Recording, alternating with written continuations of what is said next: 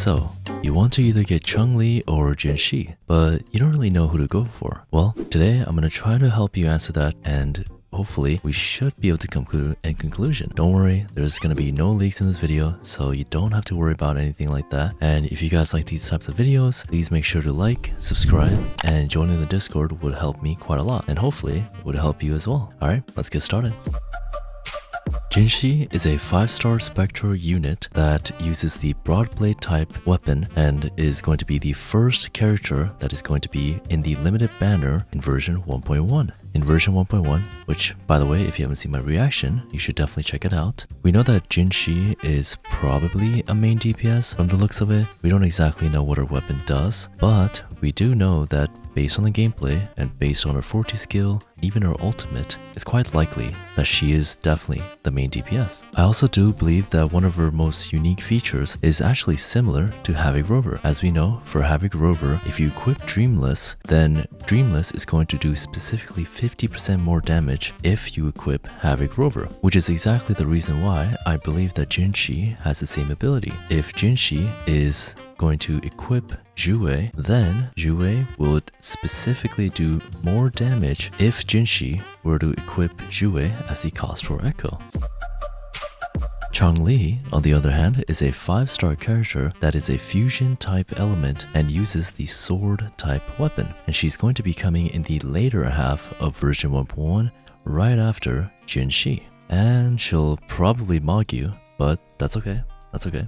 As long as you get to play her, then that's completely fine, right? And from what we've seen in the version 1.1 trailer, Changli is also a main DPS. So it's going to be interesting how to compare both of them when they both do eventually come out. With the introductions out of the way, let's talk about their strengths and weaknesses. Starting off with Jinhsi, we know that she has massive damage potential, and the fact that she has compatible teammates is also a huge benefit. The fact that she has Spectral Rover, which I am going to be making a guide on. If you would like to see that, then I am going to have that in the coming days, so be on the lookout for that. But she also has Reina as a support and other characters such as Jinhsi or even Baiji to help her out. And the fact that she's also the first potential main DPS for the Spectral element is going to help her out quite a bit, because I don't think she's going to get nerfed anytime soon. Now on to the negatives. So I can only think of 2 negatives as of this moment. The first is which she uses the broadblade type weapon, which is perfectly reasonable. However, it could potentially take longer to use in animations. So when you're attacking someone or when you're trying to, just do some combinations, it might take longer than someone like Changli that uses the sword. So the next negative that I can probably think of, which is purely hypothetical, is the fact that she's probably going to take a long time to build her ult. From what we can see, we know that her ultimate does quite a lot of damage from simply what it looks like. And if that's the case, then building her ultimate could be something like Xian, where it's going to take a little bit long to build it, which does mean that for your echoes, you will need to build more energy regen.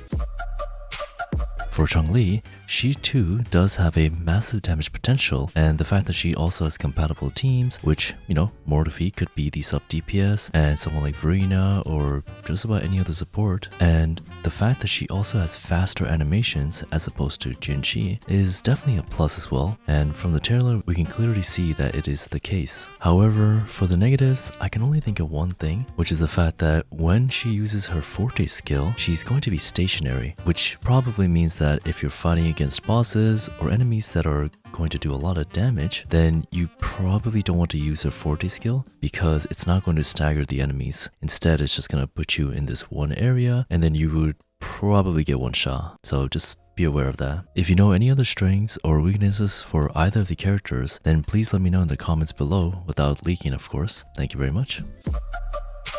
Now let's talk about the visuals. So for Jinhsi, she has a white and black kind of design, and for Changli, she has a white with a reddish kind of design, and honestly, I can't really fault either of them. Both of them look amazing, and it's honestly up to you to decide who you prefer. But I will say that for Jinhsi, she has a very specific animation when I believe she uses her skills or either her ultimate. She has like this horn that kind of come out, and it honestly looks really cool and resembles Shui quite a bit. And for Changli, I can't really notice anything, but visually she does have some really cool abilities as well with her forte skill and her ultimate. It's honestly quite stunning, and we'll probably see more of that in the future as we get to know both of them.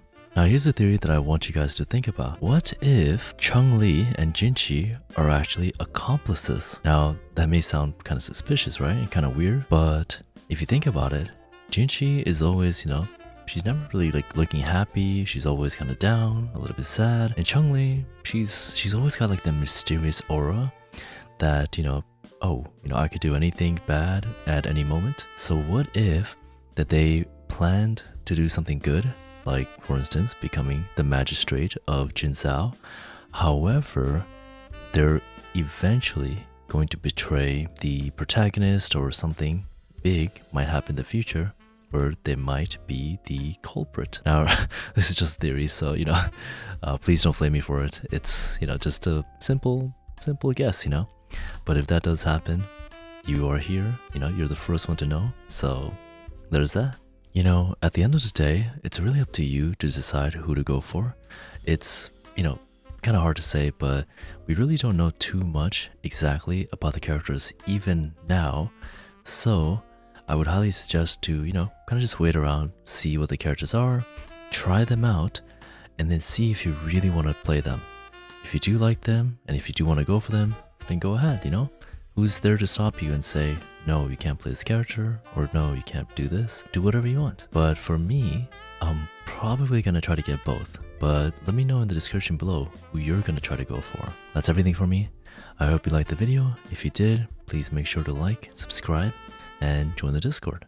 We have a lot of cool events in the Discord, so if you would join that, you'll be notified of all the videos, you'll be notified of all the events, you'll be notified of all the giveaways, and a community that's there to help you out. So, alright, I'll see you later. Bye bye.